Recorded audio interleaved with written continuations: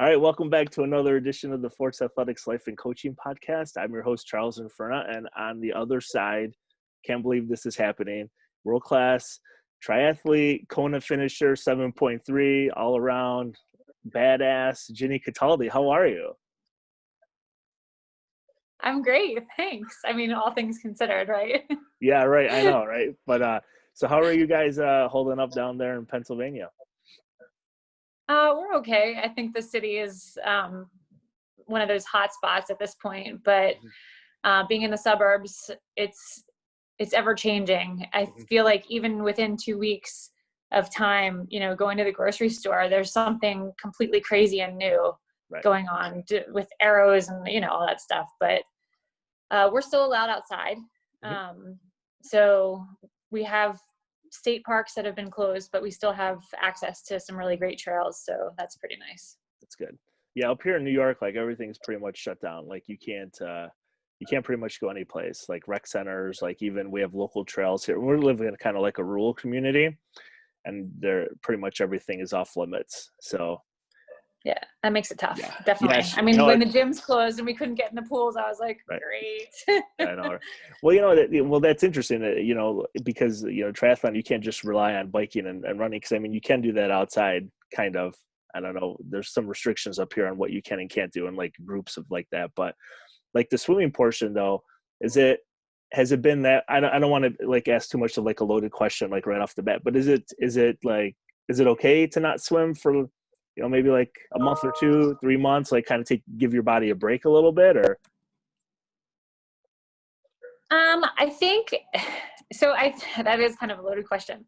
I think it just depends on like who you are as far as like the whole swim thing goes. Cause you have your collegiate high school swimmers, you have, people who have self-taught, and are just trying to get through the swim to get to the bike. So, I mean, I'm doing bands and stuff like that. It's all I can do, but I think it just sort of depends on where you fall in that category. I've never taken more than 6. I think I've taken 6 weeks off from the pool before, but it was at the end of a season and I was like, I'll just get back into it. I am concerned about it. I was a collegiate swimmer, so I have a background in swimming, and I mean, it's one of my strengths, I guess, but I worry for people who aren't able to get in the water and don't feel comfortable in the water. And like, at this point, they haven't canceled all the races. And I just can't imagine being thrown into a half Ironman if I wasn't comfortable in the water and like swimming that, having no training. Right. I mean, especially like here, so in New York, they've canceled pretty much everything up until the beginning of August. So there were a whole bunch of races that were going to happen like Memorial Day weekend. There's a couple of like short sprint series that are like every other weekend in some smaller towns that there's nothing. Like I was going to do 2 in June, and they sent back, hey, by the way, thanks, we've postponed, but we don't know when we're going to open up again. So it's kind of weird, but I'm not like really good at it. Like I'm more of, I'd say, even on the lower end of a recreational, like wannabe triathlete than somebody, like you. But, you talked about collegiate swimming. Like, how did you fall into that? Like, did you swim from the time you were like 4 or 5 years old?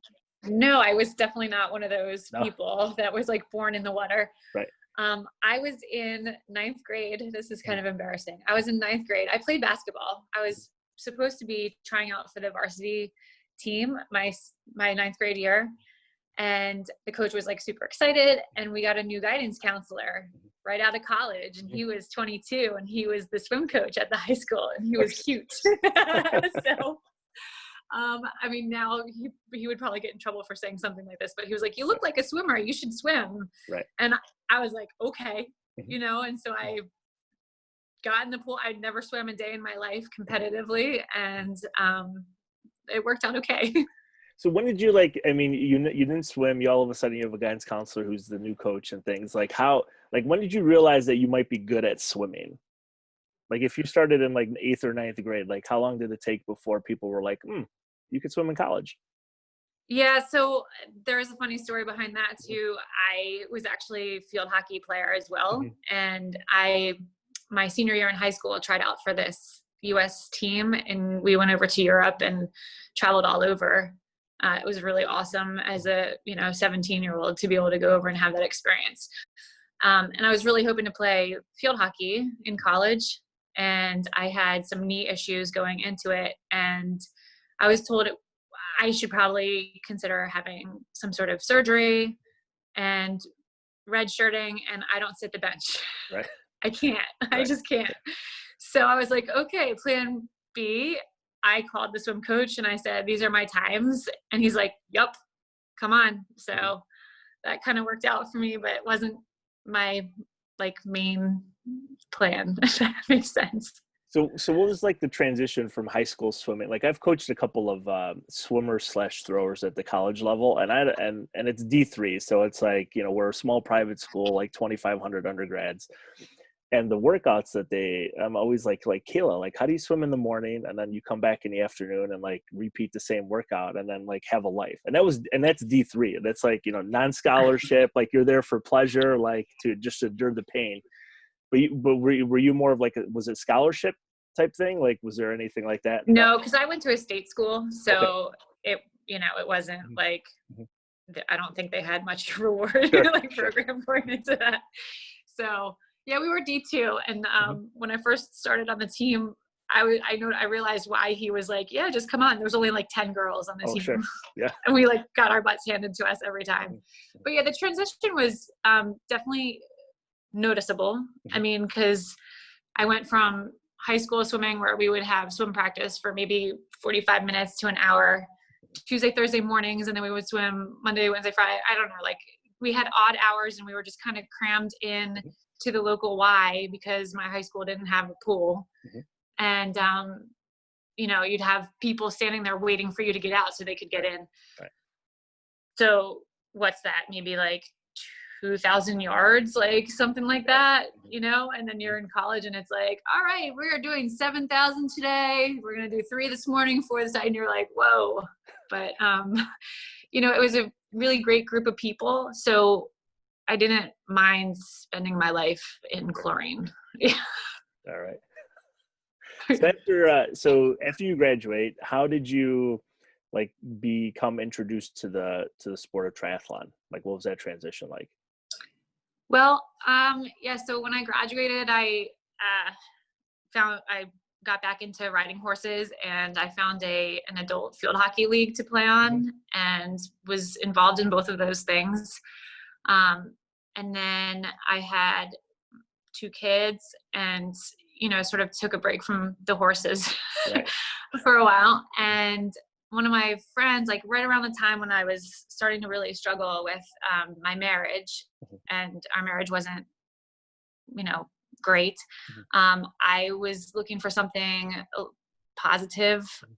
and one of my high school friends, who I also taught with, um, suggested that I do triathlon. She said, "There's really cute boys in triathlon." And I was like, all right, well, I was still married at the time. So I sort of fell into that and was training with Mhm. her and her husband. We were going to do a race at the end of the summer. So I went with her and I bought my bike, and I was Mhm. like, I can't believe I'm spending like $1,200 on a bike. Right. It's like that big heavy Mhm. aluminum, and I fell the first time I was clipped into my bike. Mhm. And so there was a lot of laughs and learning curve for that, Mhm. obviously. But that But first race you did pretty well, right? yeah, I won it. Yeah. So so how long were you training before you just showed up and won this race? I think we started training in like May. It was like Okay. May, and then so I had all summer, and Mhm. um, I started swimming on my own, Mhm. and then I would ride with her, Mhm. and I would run with her husband, Mhm. now husband, Right. then fiance. Right. And um, yeah, eventually she got to the point on the bike where she was like, just go, just go. Mhm. And I was like, okay. So it started to turn into me just going out Mhm. solo. But Mhm. at that time I didn't know what a trainer was, or I didn't know Right. I didn't know what I was really doing. And that was an Olympic distance? Half It distance? was What It was was it? an international distance. Okay. So it was like a little wonky with the bike. The bike was a Sure. little longer, Mhm. but the run was still like a 10K. So yeah. So when you finish the race and like you realize that you won, like what, like is that like, was it going to be like a one-off, like I'll just do this with my friend and her fiance, or like did it spark like something else in you, like competitive, like, oh, I can be really good at this? Yeah, I didn't really know Okay. I mean, I didn't really understand. And, Mhm. I just knew coming out of the water, had this smile like plastered on my face. I was like, this is awesome, Sure. And, Mhm. so I remember when she was like, what, I don't understand. Why you aren't more happy? Like, why aren't Mhm. you more excited? And I was like, I don't know what just happened, Jackie. Right. Like, I'm still trying to figure it Right. out. Right. And, that winter I was swimming for the masters team, Mhm. and I was talking to a girl who ironically I played field hockey with as Mhm. well, who was at the pool, Mhm. and she was like, my husband just got his triathlon certification for coaching. Mhm. She's like, and he's looking for athletes. I Mhm. saw that you did that triathlon. Do you want to coach? And I was like, okay. I didn't even know they had coaches, Sure. like, all right. Right. So I was lucky enough to kind of fall into that. And I think Mhm. because of him and because of the core group of people I had to rely on at that time, it just really kind of sent everything Mhm. forward. So in So so where you live in, like, I don't want to say it's like rural Pennsylvania, but it's not, it's not like a booming metropolis where it was, similar to where I live. Like, are there a lot of clubs? Like, are there a lot of people of like your level or ability that you're able to train with? there's an elite group out of Philadelphia, but it's Okay. like Philadelphia for me is hit or miss. I could get there in a half hour or I could Sure. get there in 2 hours. Right. Just, so it's something I never really Mhm. gambled with. The one trail I was mentioning before goes from where I live Mhm. all the way down into the city. So I can get to the art museum and I could probably meet up with people down there. Mhm. Um, I I really started training by myself Mhm. when my bike workouts became super specific, Mhm. um, because I wanted to be on the trainer for them. Right. Right.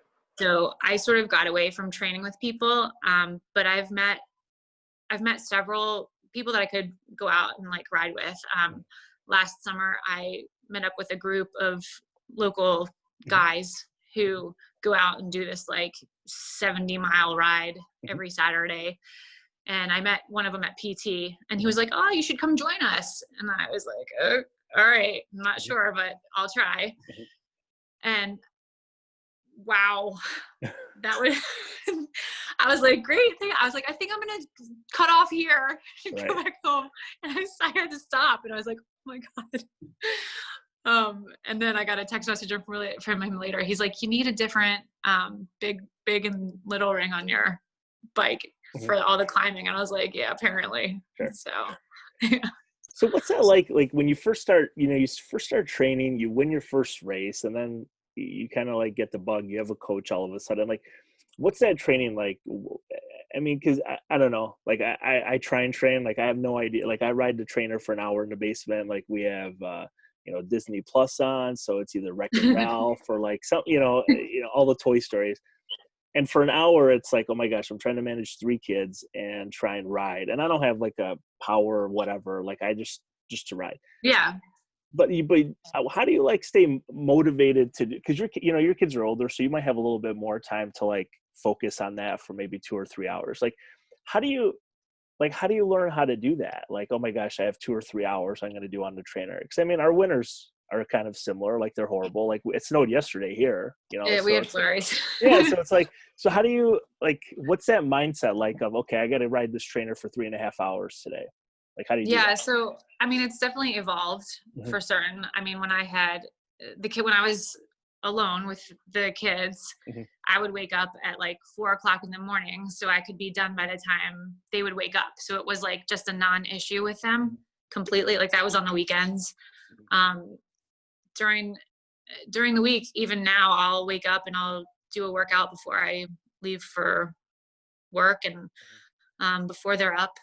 And then after school, after school is getting more and more challenging as my kids are getting older because, so it's flipped. It's like, you know, I had this time where it was great, but now that my son's in high school and he's on the track team, not that track's happening right now, which is really Right. sad, but he's also a swimmer. So he's got meets and like, I want to go and support my kids and be a part of that. So that's ultimately why I hung up my sneakers, so to speak, on the 140.6 Mhm. distance for a while, because time management is important. Mhm. And, um, you know, I think in the beginning of this whole thing, I definitely struggled with this, Mhm. and my motivation was lacking all across the board. Mhm. So I, you know, was in this place and I was like, I had a hip issue and I had my back issue. And so I got an injection in my hip and finally that started getting better. And then I tweaked my foot and I was like, what? Like, I feel like I couldn't catch a break. Right. So I haven't really been running that much. I just started back up again. So now I think I'm like getting over this weird, I mean, a month in quarantine is Right. kind of, I mean, uh, we're not walking down the halls. We're not, Right. you know, Mhm. it's just super different. So I think working from, I don't know how people who work from home like all the time. I'd go crazy. Mhm.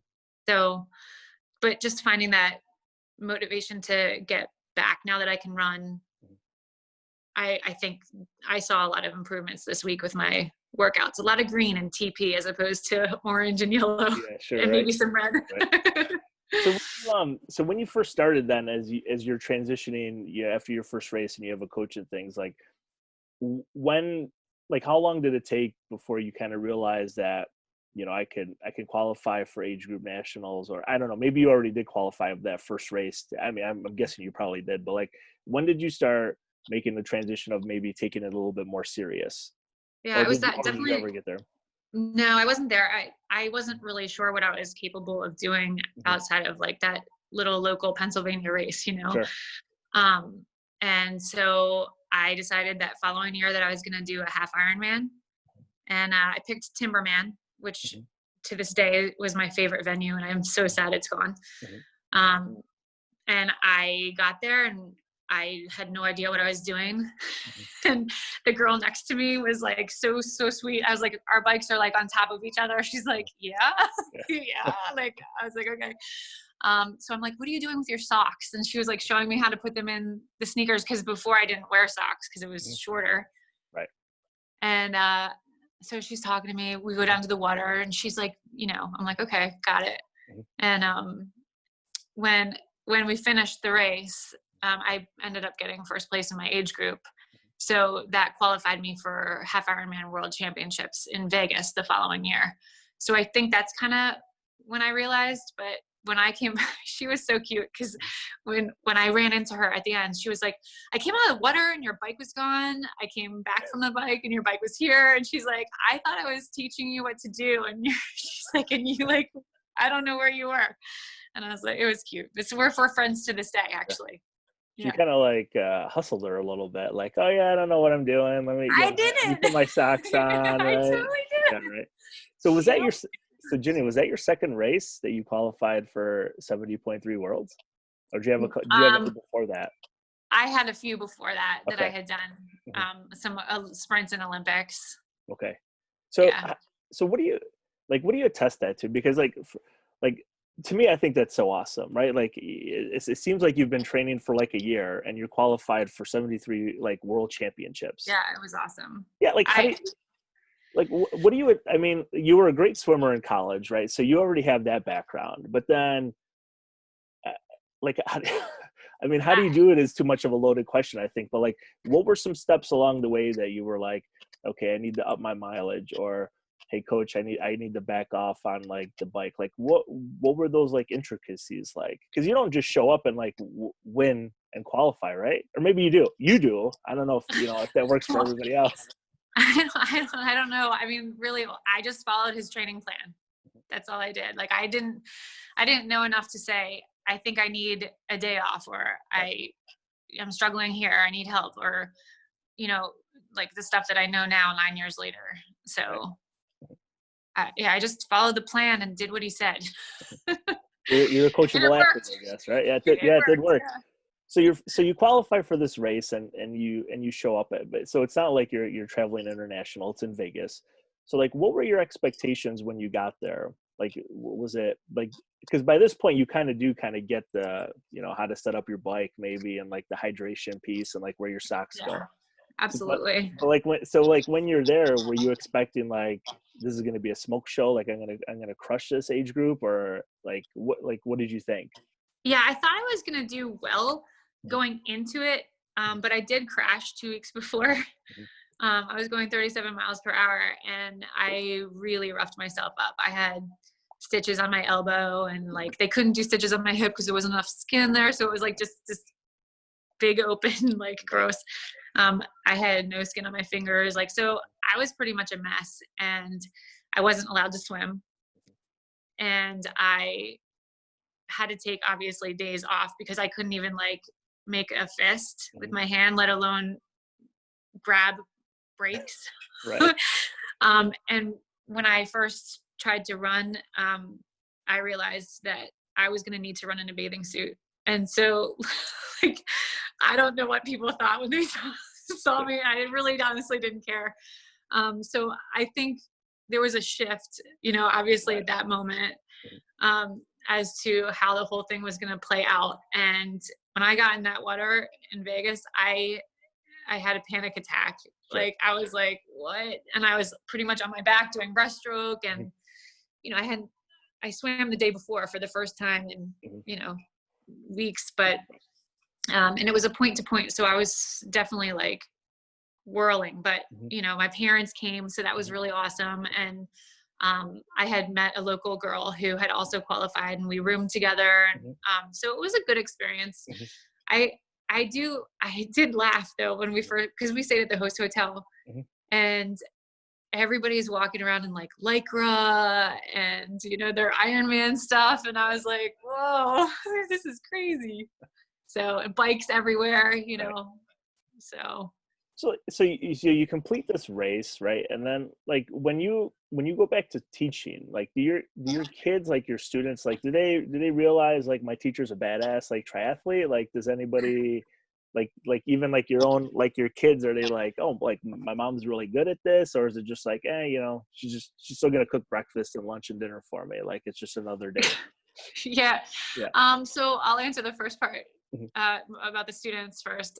The middle school kids, they know, Sure. because I talk about it. Mhm. When we go back to school, I usually do like a try to do a motivational like back to school thing Mhm. that's just super typical of any teacher, I suppose. Right. Um, and I just kind of talk a little bit about it, and it's awesome because they really get engaged. They ask a ton of questions. Some of my students are triathletes, Mhm. so it's fun to talk to them about that. Some of them know a person who knows a person who was there, you know, Right. and or my dad does them, Mhm. or you know that kind of stuff. So um, I I think they kind of get it. Somebody was like, "Oh yeah, what are you sponsored?" I go, "Yeah, actually, I have a few sponsors," and they're like, "What?" You know. So um, I think it's just something that some know, Mhm. some don't. Right. And when I went to Kona the first time, I had Mhm. the faculty was super awesome. They like Mhm. threw me this big breakfast, and they put a banner up in the hall, like, you know, and then they interviewed me for the school paper when it was Mhm. over. So that year, like everybody knew that I was a Right. triathlete. Right. So it ebb and flows for Mhm. sure. So oh, And what's that? no, go ahead. I'm sorry. No, I don't want to interrupt. Oh no, I was going to move on to the kids. So if you had a question about the school. No, that's fine. No, I'll ask about the school after you talk Okay. about the kids. Yeah. So, and then my own kids, like, they go down and they, like, the other day, my daughter was walking on the treadmill when I was riding my bike, Mhm. and I see her over there, she's counting. Mhm. And I'm like, what are you counting? She's like, all the ribbons. And she's like, you know, and she's like counting all this stuff. So I think they kind of get it. Like, Sure. they kind of think it's cool. Um, Now they're at the point where I could bring them to a race Mhm. and they'd be okay. Whereas when they were little, it was like torture for them. So, Sure. um, but the other day we went on a little family bike ride around my neighborhood, Mhm. and we got back, and I was like, my son goes, "How fast were we going?" I was like, 12 miles per hour, and he's like, "That's pretty good." I go, hey, Gavin, we just did 2 miles Right. and it's at 12 miles per hour.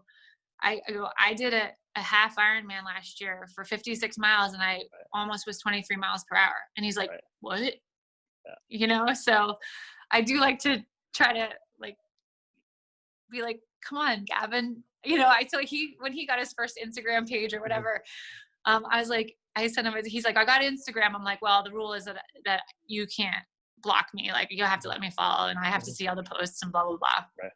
And I go, oh, and you can follow me if you want. Mm-hmm. And he was like, no.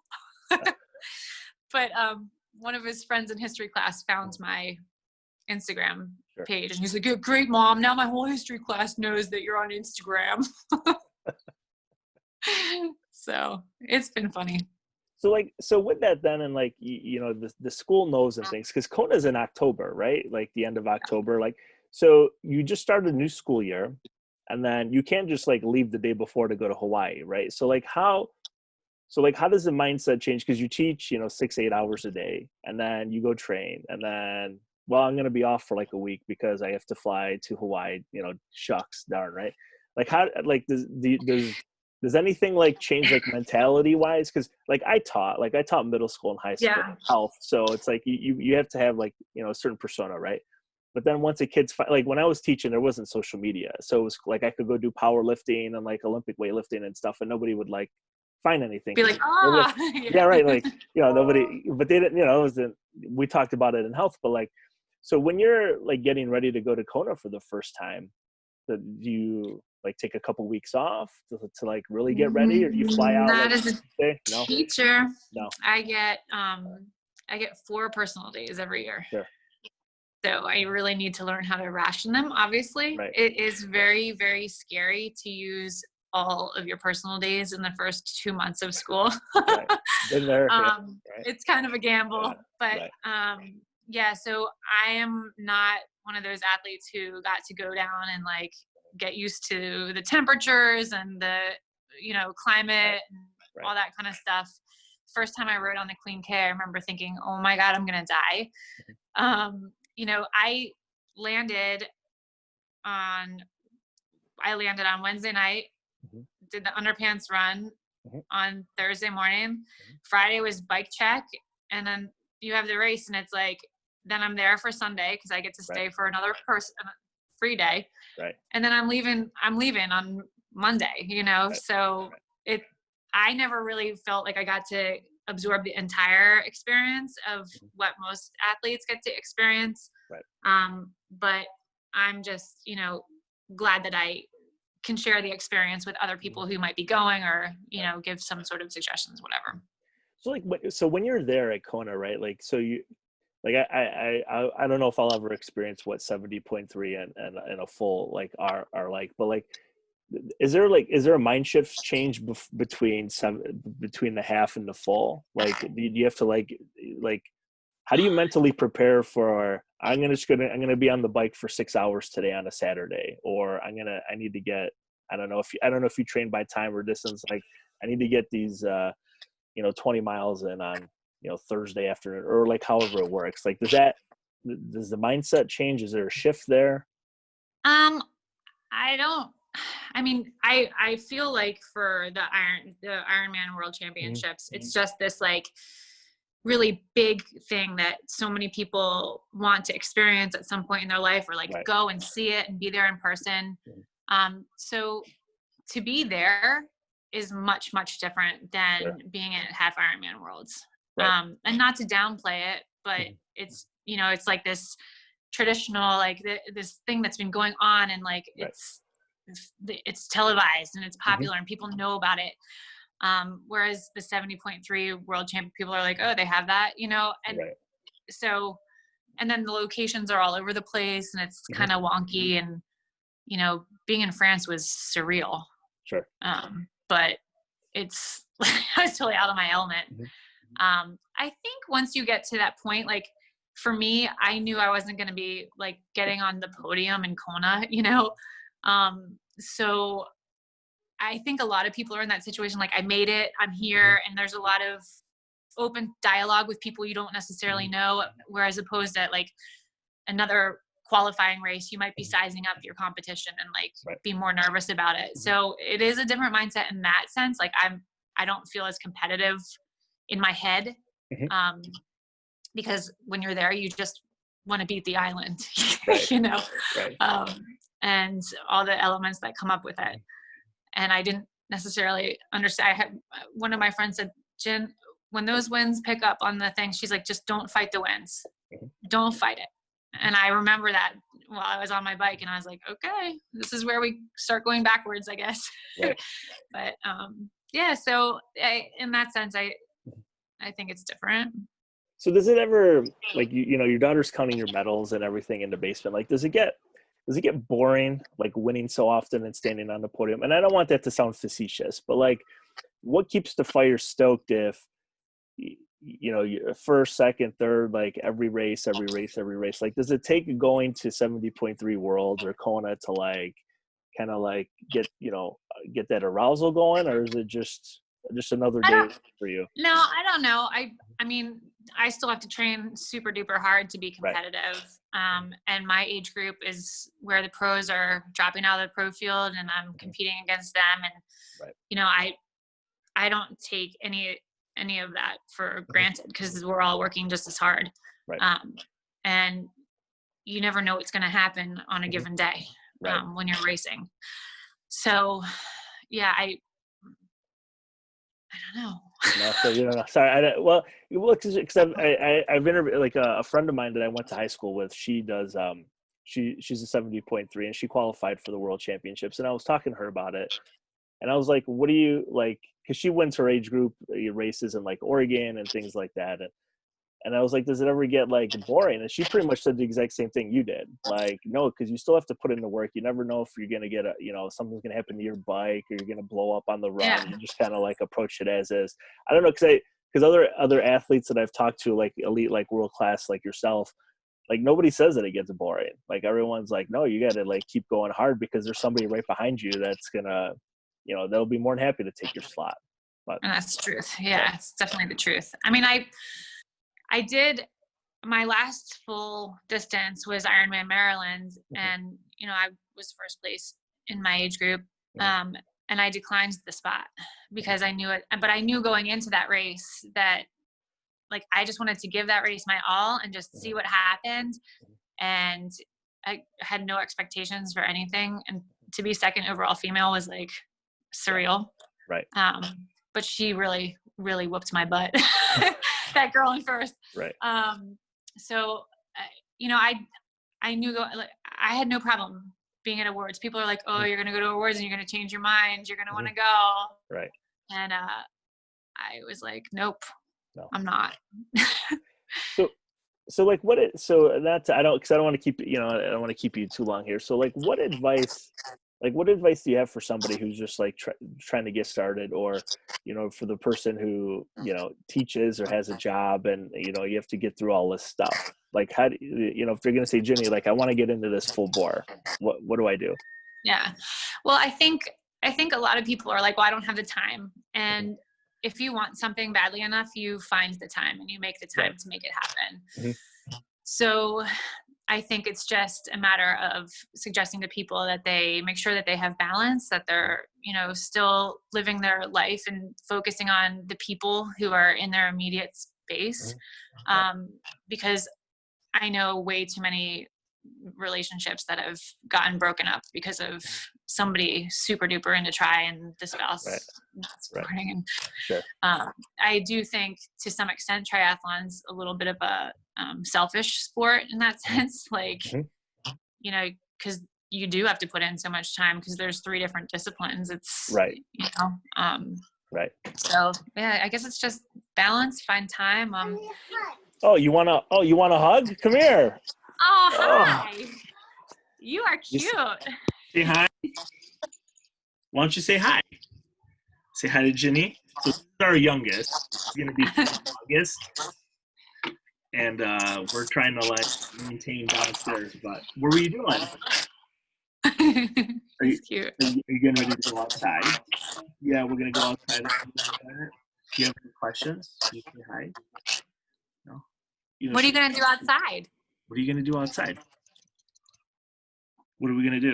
We have we got we made a snowblower of a seed spreader or whatever.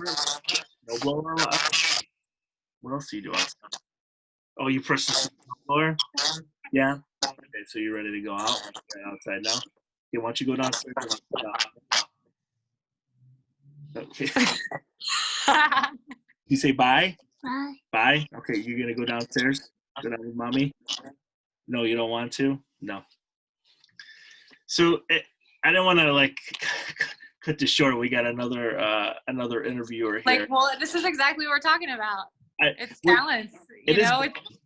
And you because you were saying that you were talking about like the selfishness, like last summer I did, and there's sprint races, but I'm 6'1", I weigh like 270 pounds. So for me to do like 4 miles, it takes a little, it takes like 45 minutes to run, and I halfway through the runs, like I would even lose focus, and I'm like, oh my gosh, like my wife's home with 3, like this, I'm racing, like it takes me an hour and 20 minutes to do these races, like it's not, good or whatever, but it gets like it's a different type of competition, like for me anyway, it's a lot easier on the body, but that's why I like, because my friend Kristen, she has 2 little ones, like even younger, and she's like, yeah, you just kind of like figure it out.